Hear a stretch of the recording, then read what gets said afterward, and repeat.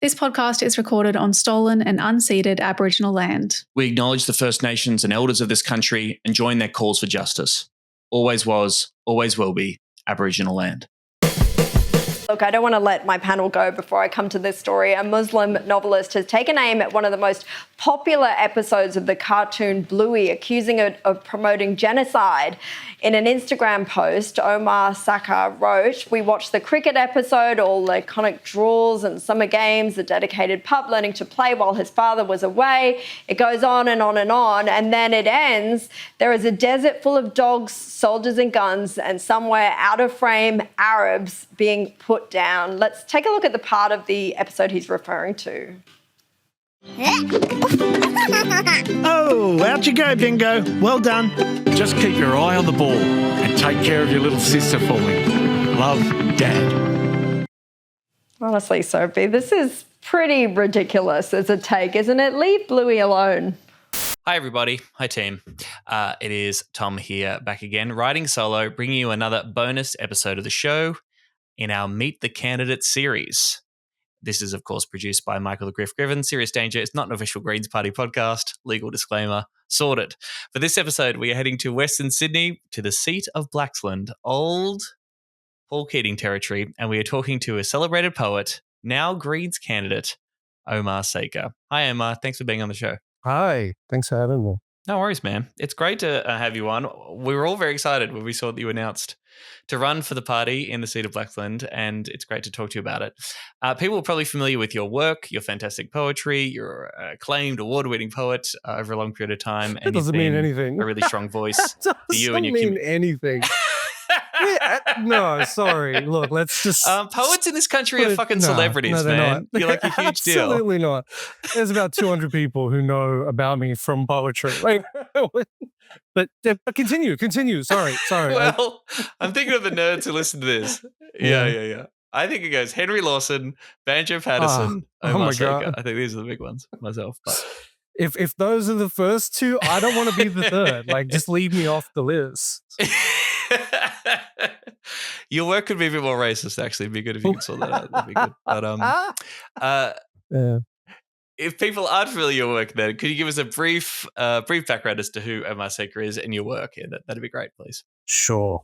I am a poet, novelist, and essayist. I am the son of Arab and Turkish Muslim migrants. So my mum was born in Tripoli in Lebanon, and my father was born in Ceyhan in Turkey. I was born and raised in Liverpool, about as far from both of those places as you can get in housing commission areas. I went to Liverpool Boys, one of the more disadvantaged schools in the state. And, you don't graduate from Liverpool Boys, you survive it. And I survived it, happily enough. And went on to do 2 degrees and write some books, some poetry collections, as mentioned. And I am currently working as the literary programs manager for a small arts organization in Fairfield that works primarily with migrant and refugee women and their kids. Brilliant. And I mean, this is always a loaded question, isn't it, about how political your art is or your work is or where your politics came from. I mean, I assume by the very nature of being a bisexual son of migrants in Australia, living and breathing in the world and trying to process that through your art, you are inherently political, right? But I suppose, can you give us a shape of where your politics came from, how you think about them, and how you came to your current politics? Yes, I can try. I think my art is definitely political. My poetry, my writing is rooted in my experience as a bisexual Muslim man who has experienced violence at the hands of family members and from the state as well, right? So on the personal level, on the community level, I've seen my family brutalized by police. I've been surveilled in so many different ways, and experienced the disadvantage that comes from living in a racist system that is hostile to you. So yeah, I think anytime I write about my experiences, it's deemed political.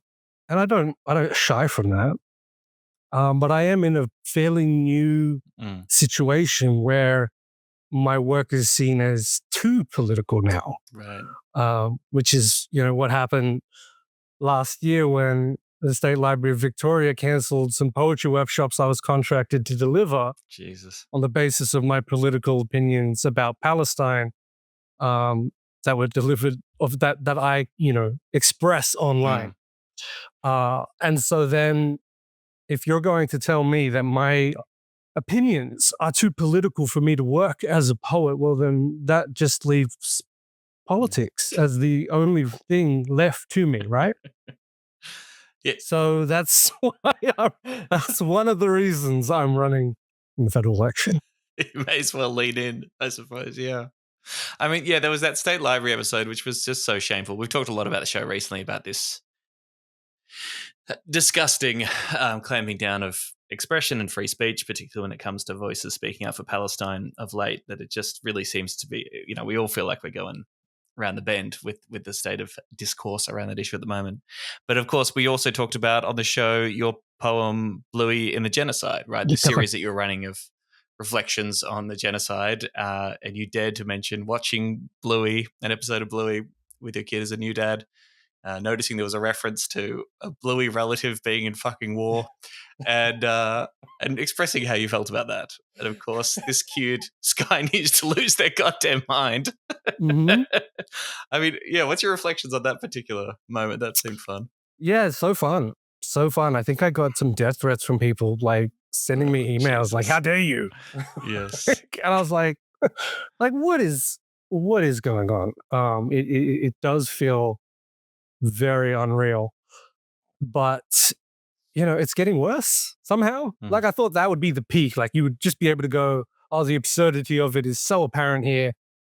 We don't need to head any further down this road.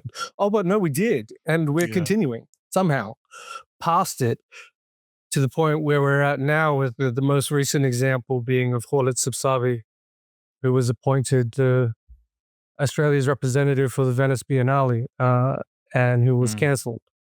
In part because he dared to make an artwork featuring the Twin Towers, the 9/11 attack, which is apparently the visuals of this were so shocking that it just erased any ability for the board of Creative Australia to reason. And they just said it was so emotionally shocking that they knew that they had a problem on their hands.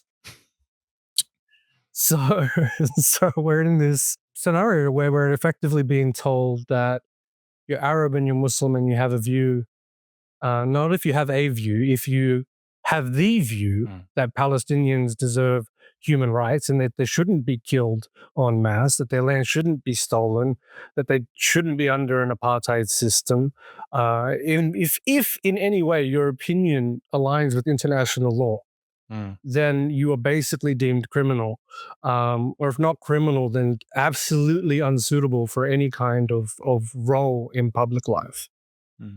Yes, well, you are saying fuck that because you are putting your hand up and you are running as a candidate for the Greens in Blaxland, and I have a huge amount of respect for that. That's fantastic. Can you tell us about that decision, I suppose? I'm not sure, like, when you joined the Greens or how long you've been involved in the party or what led you to this position in which you're running as a candidate. I've been voting for the Greens for like the last 10 years or so. I think my journey is very similar to so many others, which is, you vote for Labour when you're young and then you learn and then and then you stop. And then you stop because they're really shit. Yeah. And so I've been voting for the Greens for a very long time.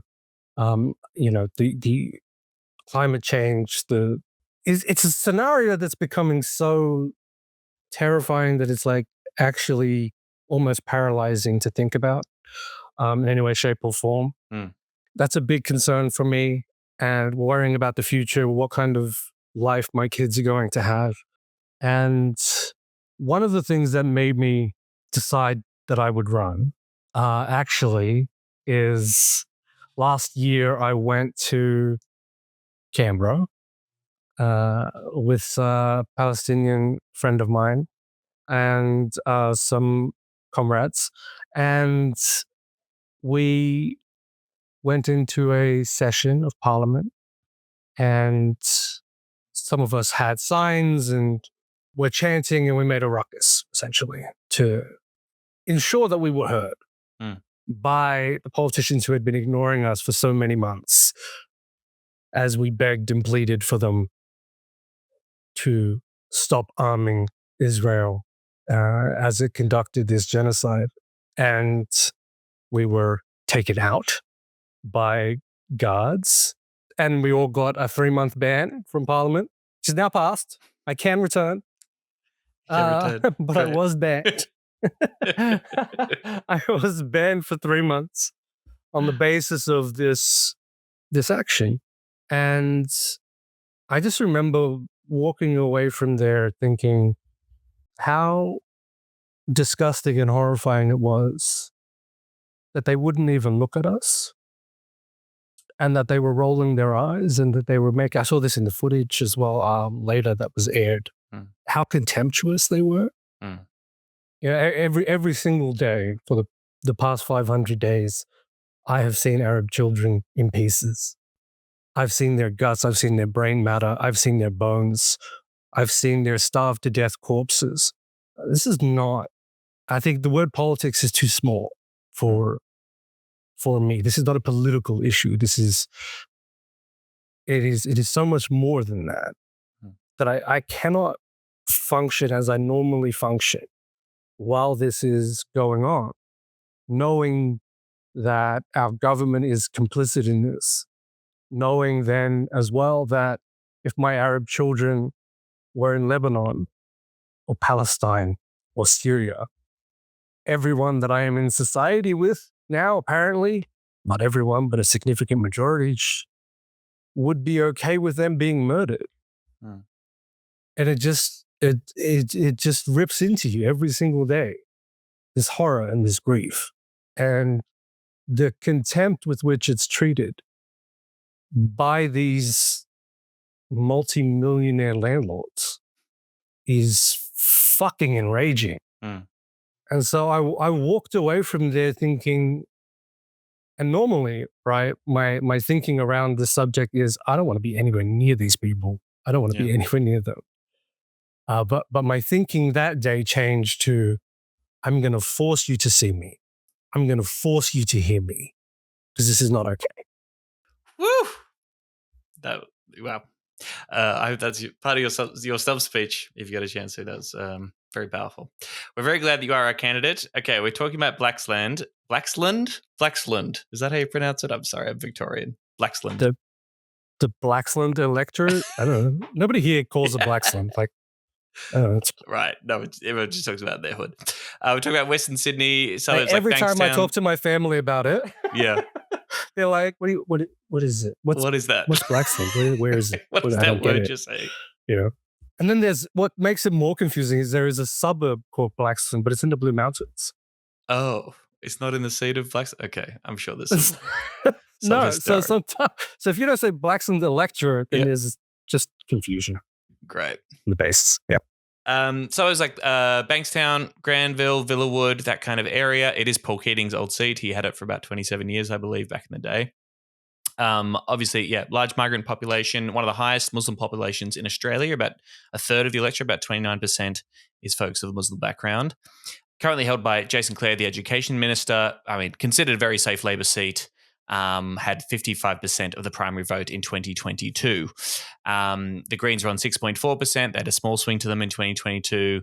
The Libs sitting around 27%. So, look, I'm not telling you anything you don't already know, is that, the Greens winning this seat would be extremely tall order, but I'm sure that's shocked. not. I'm shocked by this information. But it's still very important that you're what am I doing? No. Yeah. I just crushed your dreams. Sorry about that. Yeah.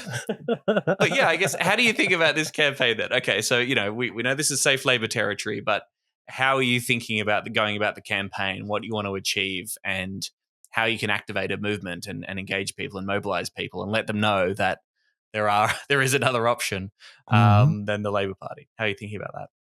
Yeah. Look, I think the swing against Labor is going to be dramatically larger this time around.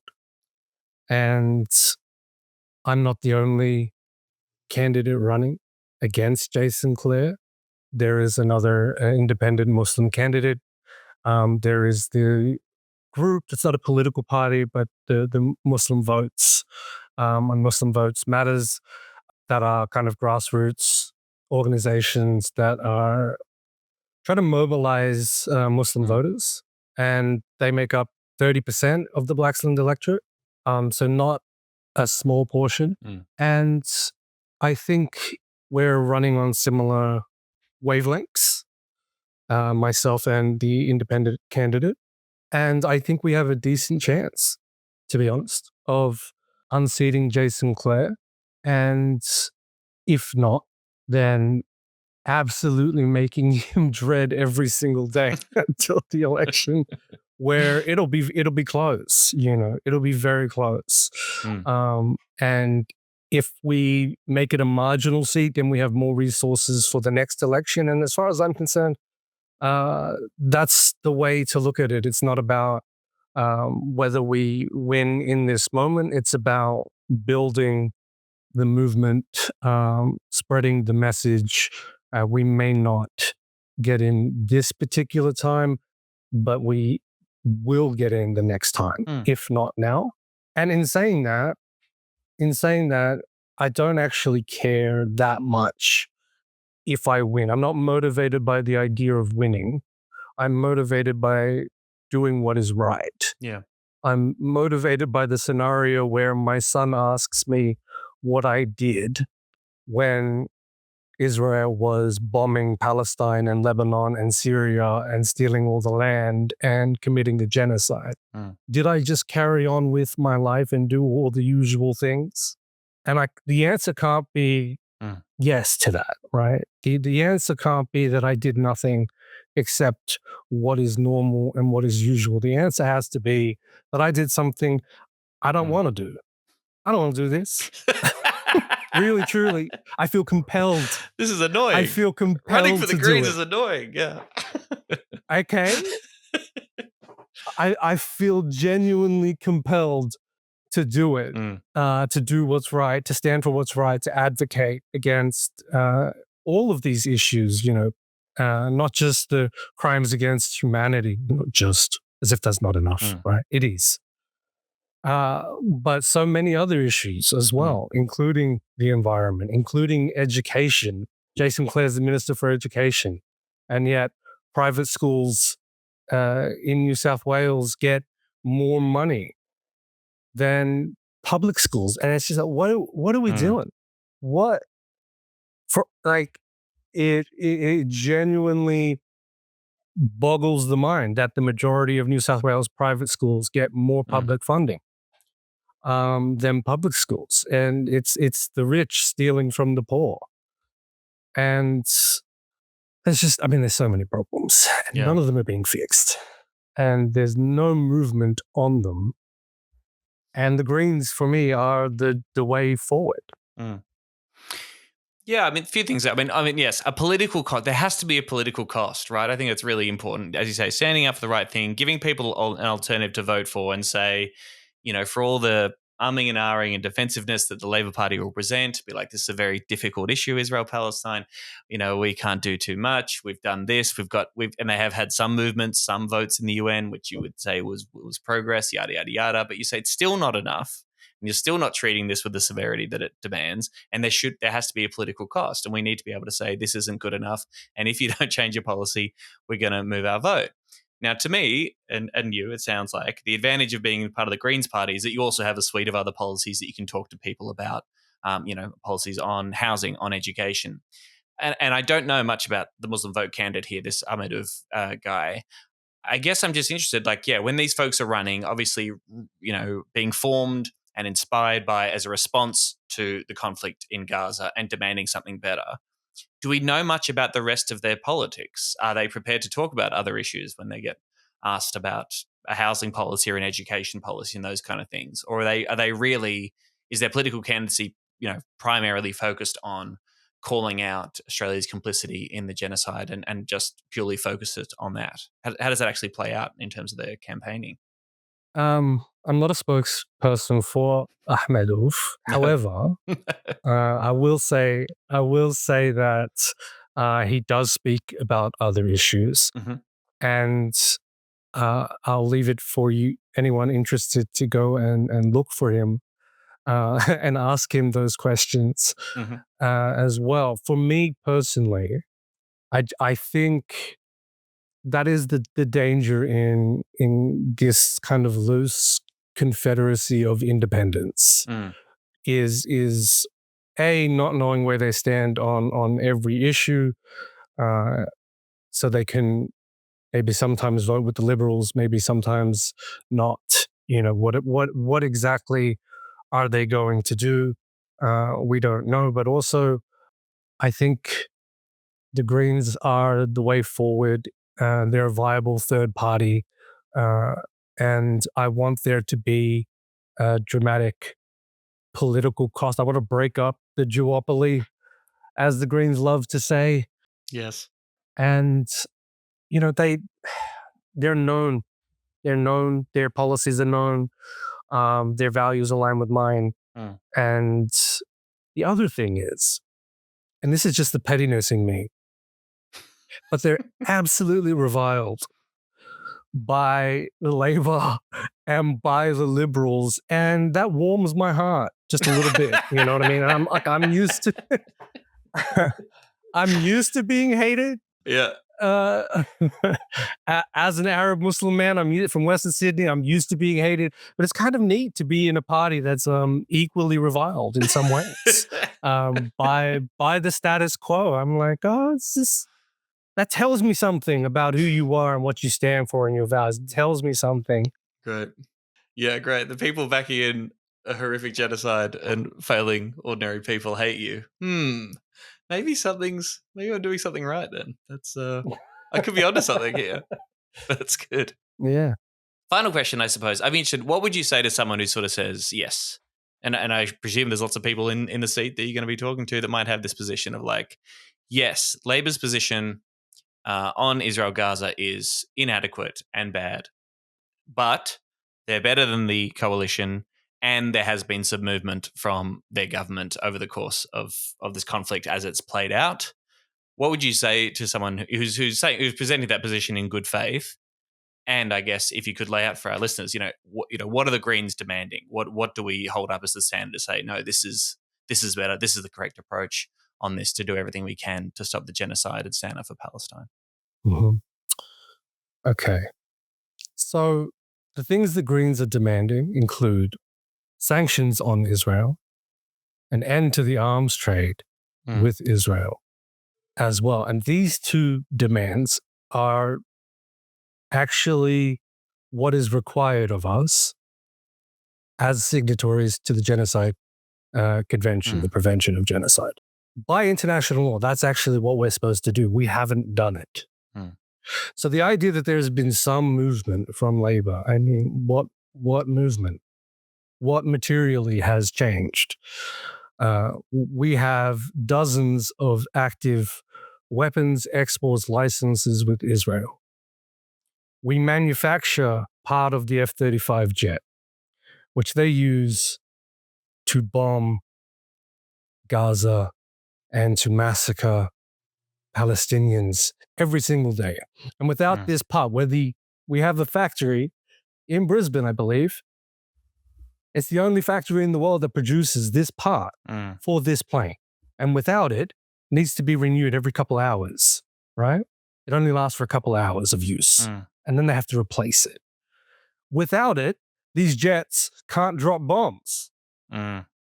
Okay, and sorry, just to interrupt. And the insane defense they would say is that specific part isn't lethal, right? Don't they say we're giving non-lethal parts because that one part of the jet isn't technically lethal, even though it allows an entire lethal jet to fly. We can get away with it by saying, oh, that particular trapdoor or something, or some part of the jet isn't technically lethal. Is that the kind of bullshit they spin? That's the main bullshit that they spin, right? The other reason is that Israel's not the only one that has F-35 jets. And there's something about the F-35 supply network that's run by America I don't know the exact details of it off the top of my head, but it's bullshit anyway, using that as an excuse to say that Israel's using it for manifestly evil ends, but all these other places aren't, and we can't disrupt the global supply line. And it's like, well, wait a minute, we're just saying don't give it to them. Don't give it to this one place currently using it every single day to kill a trapped population of over 1 million children. And they're trapped. They're trapped in a tiny strip of land. They cannot leave. So if we had done that at the start of this, right, tens of thousands of people would still be alive today.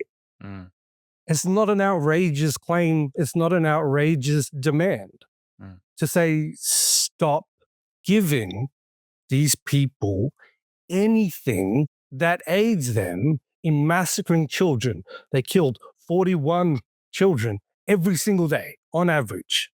Every single day. A whole classroom of kids is murdered. I don't want to hear about what the other guys would do if they were in and how much worse it would be. When they're in power, I will fight them, but they're not. The people in power need to be held accountable for their actions, because if we don't hold them accountable for their actions, then we're effectively telling them they can do whatever they want, even committing or being complicit in genocide. And it won't matter. We will keep voting for them based on the nebulous idea that another party would be equally evil or worse. And you can't, you can't live your life on the basis of this fear. Okay? You have to hold the people accountable who need to be held accountable. And that's the Labour Party right now. They failed us. They haven't just failed us on Gaza. They failed us on the climate, continually approving new gas and fossil fuel projects, they failed us on education, they failed us on housing, and it's not like there's just one problem that they've stuffed up. No, they've stuffed up across the board. With Peter Dutton as the opposition leader, and that's how bad a job they've done. He's like leading in the polls. Right. Yeah, that's a very low bar. This is not a good government. I don't care what you say. It's just not. Yeah. So, my message to those people is, if you are ruled by that fear and you can't get past it for whatever reason, okay, vote one for the Greens or for an independent 1, 2, okay, and then you put Labour third or fourth, wherever you put them after the independent or the Greens candidate, so that they can feel a political cost. If we don't send them that message, it doesn't just affect them. It also tells the Liberal Party that they can get away with the same and worse. Right? They all have the same job. So we have to send every single one of them the same message, that this behavior is absolutely unacceptable. Bloody oath. Well, if you want to help Omar in that campaign, then please go to his campaign page. We'll link this in the show notes for all these Meet the Candidate episodes. We're letting you know how you can get involved and join the campaign in Blaxland and keep the pressure up on Labor. Jason Clare may not lose his seat, but yes, if he suffers a big old swing, maybe they'll get the message to be less shit, please. That'd be fantastic. Thank you very much for talking to us, Omar. Thank you for your candidacy, for putting yourself out there and being a candidate. And good luck, comrade. We're thinking of you. Well, thank you. Appreciate it, bro. Serious danger to Australia.